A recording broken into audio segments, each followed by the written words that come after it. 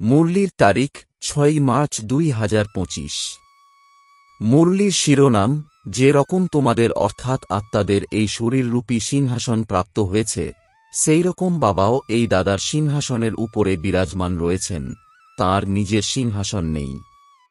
প্রশ্ন, যে বাচ্চাদের মনে ঈশ্বরীয় সন্তানের স্মৃতি থাকে, তাদের লক্ষণ কেমন হবে?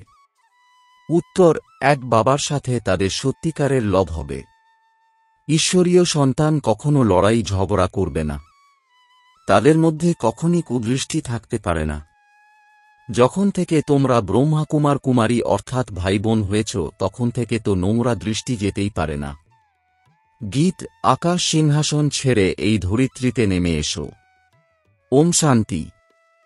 বাচ্চারা এখন জেনে গেছে যে বাবা আকাশ সিংহাসন ছেড়ে এখন এই দাদার শরীরকেই নিজের সিংহাসন বানিয়েছেন, সেই সিংহাসন ছেড়ে এখানে এসে বসে আছেন।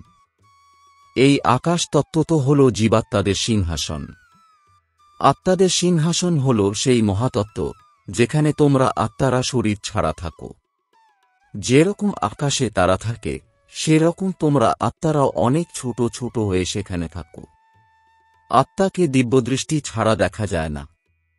বাচ্চারা তোমাদের এখনই এই জ্ঞান প্রাপ্ত হয়, যেরকম তারা কত ছোট হয়, সেই রকম আত্মারাও বিন্দুর মতো হয়। এখন বাবা তো সিংহাসন ছেড়ে দিয়েছেন।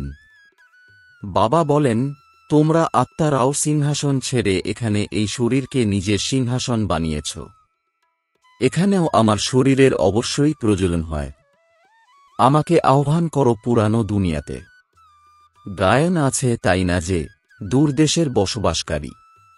তোমরা আত্মারা যেখানে থাকো, সেটা হলো তোমাদের আত্মাদের আর বাবার দেশ। পুনরায় তোমরা স্বর্গে গমন করো, যেটা বাবা স্থাপন করেন। বাবা নিজে সেই স্বর্গে আসেন না। তিনি নিজে তো বাণী থেকে দূরে বানপ্রস্থে গিয়ে থাকেন। স্বর্গে তাঁর দরকার হয় না। তিনি তো সুখ দুঃখ থেকে পৃথক, তাই না? তোমরা তো সুখ প্রাপ্ত করতে আসো, তাই দুঃখেও তোমাদের আসতে হয়। এখন তোমরা জেনেছ যে আমরা হলাম ব্রহ্মা কুমারী ভাই বোন। এক অপরের মধ্যে কুদৃষ্টির চিন্তাও যেন না আসে। এখানে তো তোমরা বাবার সম্মুখে বসে আছো, নিজেদের মধ্যে হলে ভাই বোন। পবিত্র থাকার যুক্তিও দেখো কেমন। এই সমস্ত কথা কোনো শাস্ত্রে নেই। সকলের বাবা হলেন এক, তাই সবাই বাচ্চা হয়ে গেছে, তাই না? বাচ্চাদের নিজেদের মধ্যে লড়াই ঝগড়াও করা উচিত নয়। এই সময় তোমরা জানো যে আমরা হলাম ঈশ্বরীয় সন্তান। প্রথমে আসুরী সন্তান ছিলাম, এখন সঙ্গম যুগে ঈশ্বরীয় সন্তান হয়েছি, পুনরায় সত্যযুগে দৈবী সন্তান হব। এই চক্রের বিষয়ের বাচ্চাদের জ্ঞান হয়েছে। তোমরা হলে ব্রহ্মা কুমার কুমারী, তাই তোমাদের মধ্যে যেন কুদৃষ্টি না যায়। সত্যযুগে কুদৃষ্টি হয় না। কুদৃষ্টি রাবণ রাজ্যে হয়। বাচ্চারা তোমরা এক বাবাকে ছাড়া আর কাউকে স্মরণ করো না। সবথেকে বেশি ভালোবাসা এক বাবার সাথেই হওয়া চাই। আমার তো এক শিব বাবা, দ্বিতীয় আর কেউ নেই। বাবা বলেন যে, বাচ্চারা এখন তোমাদেরকে শিবালয়ে যেতে হবে। শিব বাবা স্বর্গের স্থাপনা করছেন। অর্ধেক কল্প রাবণ রাজ্য চলেছে, যার কারণে তোমরা দুর্গতি প্রাপ্ত করেছ। রাবণ কি, তাকে কেন পোড়ানো হয়, এটাও কেউ জানে না। শিব বাবা কেউ জানে না। যেরকম দেবীদেরকে সাজিয়ে পূজা করে আবার জলে ডুবিয়ে দেয়, শিব বাবারও মাটির লিঙ্গ বানিয়ে পূজা আদি করে পুনরায় মাটিতে মিশিয়ে দেয়, সেই রকম রাবণকেও তৈরি করে আবার জ্বালিয়ে দেয়। কিছুই বোঝে না। তারা বলে যে এখন হল রাবণ রাজ্য, রাম রাজ্য স্থাপন হওয়া দরকার। গান্ধীও রামরাজ্য চাইতেন, তাহলে এর অর্থ হল এটা রাবণ রাজ্য, তাই না? যে বাচ্চারা এই রাবণ রাজ্যে কামচিতায় বসে জ্বলে গেছে, বাবা এসে পুনরায় তাদের উপর জ্ঞানের বর্ষণ করেন, সবার কল্যাণ করেন। যেরকম শুকনো জমির উপর বৃষ্টিপাত হলে সেখানে ঘাস জন্মায়, সেই রকম তোমাদের উপরও জ্ঞানের বর্ষণ না হওয়ার কারণে তোমরা কাঙ্গাল হয়ে গিয়েছিলে। এখন পুনরায় জ্ঞানের বর্ষণ হচ্ছে, যার দ্বারা তোমরা বিশ্বের মালিক হয়ে যাবে। যদিও বাচ্চারা তোমরা গৃহস্থ ব্যবহারে থাকো, কিন্তু অন্তরে অনেক খুশি থাকা চাই। যেরকম কোনো গরিব বাবার সন্তান পড়াশোনা করে তো পড়াশোনার দ্বারা ব্যারিস্টার আদি হয়ে যায়, সেও তখন বড় বড়দের ব্যক্তিদের সাথে ওঠাবসা করে খাওয়া দাওয়া করে। ঢিলনির কথাও শাস্ত্রে আছে, তাই না? বাচ্চারা, তোমরা জেনেছ যে যে আত্মা শুরু থেকে অধিক ভক্তি করেছে সেই এসে সব থেকে অধিক জ্ঞান গ্রহণ করবে। শুরু থেকে সর্বাধিক ভক্তি আমি করেছি, তাই আমাকেই বাবা সর্বপ্রথমে স্বর্গে পাঠিয়ে দেন। এটা হল জ্ঞানযুক্ত যথার্থ কথা। কল্পকল্প আমি পূজ্য ছিলাম, পুনরায় পূজারী হয়েছি, নিচে নেমে এসেছি। বাচ্চাদেরকেই সমস্ত জ্ঞান বোঝানো হয়। এই সময় এই সমগ্র দুনিয়া হল নাস্তিক, কারণ তারা বাবাকে জানেন না। নেতি নেতি বলে দেয়। পরবর্তীকালে এই সন্ন্যাসীরাও এসে আস্তিক অবশ্যই হবে। যদি কোনো এক সন্ন্যাসী এসে যায় তো তাকে কি সবাই আর বিশ্বাস করবে? বলবে যে এর উপর বিকেরা জাদু করেছে। তাকে সরিয়ে তার শিষ্যকে সিংহাসনে বসাবে। এইরকম অনেক সন্ন্যাসী তোমাদের কাছে আসে, তারপর গুপ্ত হয়ে যায়। এটাই হল সবথেকে বড় ওয়ান্ডারফুল ড্রামা। এখন বাচ্চারা, তোমরা আদি থেকে অন্ত পর্যন্ত সবকিছু জেনে গেছ। তোমাদের মধ্যেও নম্বরের ক্রমানুসারে পুরুষার্থ করে ধারণ করছ। বাবার কাছে সমস্ত জ্ঞান আছে, তোমাদের কাছেও থাকা চাই। দিন প্রতিদিন কত সেন্টার খুলতে থাকে। বাচ্চাদের তো অনেক দয়াবান হতে হবে। বাবা বলেন যে নিজেদের উপর দয়া করো, দয়াহীন হয় না। নিজের ওপর দয়া করতে হবে। কিভাবে সেটাও বোঝানো হয়। বাবাকে স্মরণ করে পতিত থেকে পবিত্র হতে হবে। পুনরায় কখনো পতিত হওয়ার পুরুষার্থ করবে না। দৃষ্টিকে সুন্দর বানাতে হবে। আমরা হলাম ব্রাহ্মণ ঈশ্বরীয় সন্তান।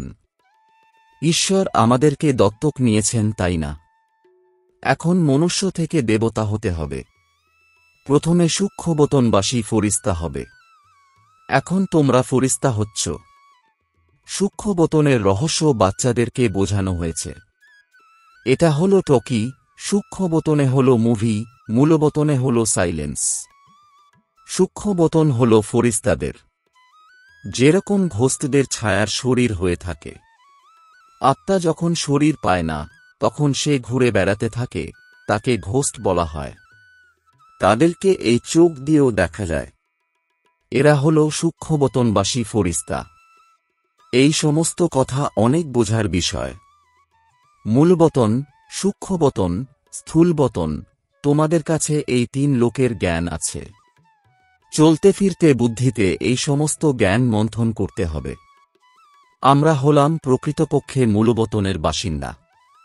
এখন আমরা সেখানে ফিরে যাব ভায়া সূক্ষ্মবতন। বাবা এই সময় সূক্ষ্মবতন রচনা করেন। প্রথমে সূক্ষ্ম, তারপর স্থূল চাই। এখন এটা হল সঙ্গম যুগ। এটাকে ঈশ্বরীয় যুগ বলা হয়। আর সেটা হল দৈবী যুগ। বাচ্চারা, তোমাদের তো অনেক খুশিতে থাকা চাই। কুদৃষ্টি গেলে তো উঁচু পদ প্রাপ্ত হবে না। এখন তোমরা হলে ব্রাহ্মণ ব্রাহ্মণী, তাই না? পুনরায় ঘরে গিয়ে এটা যেন ভুলে যাও না। তোমরা সঙ্গদোষে এসে ভুলে যাও। তোমরা হলে হংস, ঈশ্বরীয় সন্তান আছো। তোমাদের কারোর প্রতি আন্তরিক স্নেহ যেন না যায়। যদি আন্তরিক স্নেহ চলে যায় তাহলে বলা হবে মোহের বাঁদরি। তোমাদের ধান্দাই হল সবাইকে পবিত্র বানানো। তোমরা বিশ্বকে স্বর্গ তৈরি করছ। কোথায় সেই রাবণের বিকারী সন্তান, আর কোথায় তোমরা হলে ঈশ্বরের সন্তান? বাচ্চারা, তোমাদের স্থিতি এক রস বানানোর জন্য সবকিছু দেখেও কিছু দেখো না, এই অভ্যাস করতে হবে। এতে বুদ্ধিকে এক রস রাখা হল সাহসিকতার পরিচয়। পারফেক্ট হওয়ার জন্য পরিশ্রম লাগে। সম্পূর্ণ হওয়ার জন্য সময় চাই। যখন কর্মাতীত অবস্থা হয়ে যাবে তখন এই দৃষ্টি আসবে, ততক্ষণ কিছু না কিছু আকর্ষণ তো করতেই থাকবে। তাই এর জন্য নিজের স্থিতিকে একদম ঊর্ধ্বমুখী করতে হবে। বুদ্ধির লাইন ক্লিয়ার করতে হবে।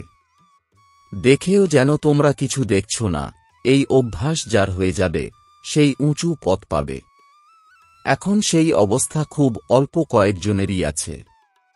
সন্ন্যাসীরা তো এই কথাটাকে বুঝতেই পারে না। এখানে তো অনেক পরিশ্রমের বিষয় আছে। তোমরা জানো যে আমরাও এই পুরানো দুনিয়ার সন্ন্যাস করেছি। ব্যাস, আমাদের তো এখন সুইট সাইলেন্স হোমে যেতে হবে। অন্য কারোর বুদ্ধিতে এ সমস্ত কথা নেই যেটা তোমাদের বুদ্ধিতে আছে। তোমরাই জানো যে এখন বাড়ি ফিরে যেতে হবে। শিব ভগবানুবাচ, তিনি হলেন পতিতপাবন, মুক্তিদাতা, পথপ্রদর্শক। কৃষ্ণকে পথপ্রদর্শক বলা যায় না। এই সময় তোমাদেরকেও সবাইকে রাস্তা বলে দেওয়া শিখতে হবে, এই জন্য তোমাদের নাম পাণ্ডব রাখা হয়েছে। তোমরা হলে পাণ্ডব সেনা। এখন তোমরা দেহী অভিমানী হয়েছ। জেনেছ যে এখন আমাদেরকে বাড়ি ফিরে যেতে হবে, এই পুরানো শরীর ছেড়ে দিতে হবে। সাপের মতো দৃষ্টান্ত, ভ্রমরীর মতো দৃষ্টান্ত, এইসব হল তোমাদের এই সময়কার উদাহরণ। তোমরা এখন প্র্যাকটিক্যালে রয়েছ। তারা তো এই ধান্দা করতে পারবে না। তোমরা জানো যে এটা হলো কবরস্থান, এখন পুনরায় এটি পরীদের থাকার স্থান হচ্ছে। তোমাদের জন্য সব দিনই হল লাকি। তোমরা বাচ্চারা হলে সর্বদা লাকি। গুরুবারের দিন বাচ্চাদেরকে প্রথম স্কুলে বসানো হয়। এই রীতি চলে আসছে। তোমাদেরকে এখন বৃক্ষপতি পড়াচ্ছেন। এই বৃহস্পতির দশা তোমাদের জন্মজন্মান্তর চলবে। এটা হল অসীম জগতের দশা। ভক্তি মার্গে লৌকিকের দশা দেখা যায়, এখন হল অসীম জগতের দশা। তাই সম্পূর্ণ রীতিতে পরিশ্রম করতে হবে। লক্ষ্মীনারায়ণ কেবল একজন তো হবে না, তাঁদের তো দৈবী রাজবংশ হবে, তাই না? অবশ্যই অনেক রাজবংশ হবে, তাই না? লক্ষ্মীনারায়ণের সূর্যবংশী সাম্রাজ্য চলেছে, এই সমস্ত কথা তোমাদের বুদ্ধিতে আছে। বাচ্চারা তোমাদের এটাও সাক্ষাৎকার হয়েছে যে কিভাবে রাজতিলক দেওয়া হয়। সূর্যবংশীরা পুনরায় চন্দ্রবংশীকে কিভাবে রাজ্য দেয়। মা বাবা বাচ্চাদের পা ধুয়ে রাজতিলক দেন, রাজ্যভাগ্য প্রদান করেন। এই সমস্ত সাক্ষাৎকার আদি ছবি ড্রামাতে পূর্ব নির্ধারিত। এই সমস্ত বিষয়ে বাচ্চারা তোমরা মুহ্যমান হওয়ার দরকার নেই। তোমরা বাবাকে স্মরণ করো, সদর্শন চক্রধারী হও আর অপরকেও বানাও। তোমরা হলে ব্রহ্মামুখ বংশাবলী সদর্শন চক্রধারী সত্যিকারের ব্রাহ্মণ। শাস্ত্রে সদর্শন চক্রের দ্বারা কত হিংসা দেখানো হয়েছে। এখন বাবা তোমাদেরকে সত্যিকারের গীতা শোনাচ্ছেন। এটা তো কণ্ঠস্থ করে নেওয়া উচিত। কত সহজ আছে। তোমাদের সমস্ত সম্পর্ক আছে গীতার সাথে।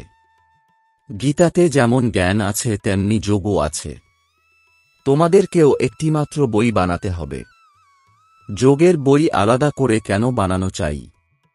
কিন্তু আজকাল যোগের অনেক নামাচার আছে, এই জন্য নাম রেখে দেয় যাতে মানুষ এসে বুঝতে পারে। মুখ্য বিষয় তো এটাই বুঝতে হবে যে যোগ এক বাবার সাথেই লাগাতে হবে। যে শুনবে সে এসে নিজের ধর্মে উঁচু পদ প্রাপ্ত করবে। আচ্ছা, মিষ্টি মিষ্টি প্রশিক্ষার্থী বাচ্চাদের মাতাপিতা বাপদাদা স্মরণের স্নেহসুমন আর সুপ্রভাত। আত্মাদের পিতা তাঁর আত্মারূপী বাচ্চাদেরকে জানাচ্ছেন নমস্কার। ধারণার জন্যে মুখ্য সার: ১. নিজের উপর নিজেকেই দয়া করতে হবে, নিজের দৃষ্টিকে অত্যন্ত পবিত্র বানাতে হবে। ভগবান মনুষ্য থেকে দেবতা বানানোর জন্য অ্যাডপ্ট করেছেন, সেই জন্য পতিত হওয়ার চিন্তাও যেন কখনো না আসে। ২. সম্পূর্ণ কর্মাতীত অবস্থাকে প্রাপ্ত করার জন্য সদা উপরাম থাকার অভ্যাস করতে হবে। এই দুনিয়াতে সবকিছু দেখেও দেখবে না। এই অভ্যাসের দ্বারা অবস্থাকে একরোষ বানাতে হবে। বরদান: প্রত্যেক কদমে পদমের উপার্জন জমা করে সর্ব খাজানা দিয়ে সম্পন্ন বা তৃপ্ত আত্মা ভব। এর বিস্তার: যে বাচ্চারা বাবার স্মরণে থেকে প্রত্যেক কদম ওঠায় তারা প্রত্যেক কদমে পদমের উপার্জন জমা করে। এই সঙ্গমেই পদমের উপার্জনের খনি প্রাপ্ত হয়। সঙ্গম যুগ হল জমা করার যুগ। এখন যতখানি জমা করতে চাও ততই করতে পারো। এক কদম অর্থাৎ এক সেকেন্ডও বিনা জমা করে যেন না যায়, অর্থাৎ ব্যর্থ না যায়। ভাণ্ডার সদা ভরপুর থাকবে। অপ্রাপ্ত নেই কোনো বস্তু। এমন সংস্কার হবে। যখন এইরকম তৃপ্ত বা সম্পন্ন আত্মা হবে তখন ভবিষ্যতে অক্ষুণ্ণ খাজানার মালিক হবে। স্লোগান: কোনো কথাতে আপসেট হওয়ার পরিবর্তে নলেজফুলের সিটে সেট থাকো। ওম শান্তি।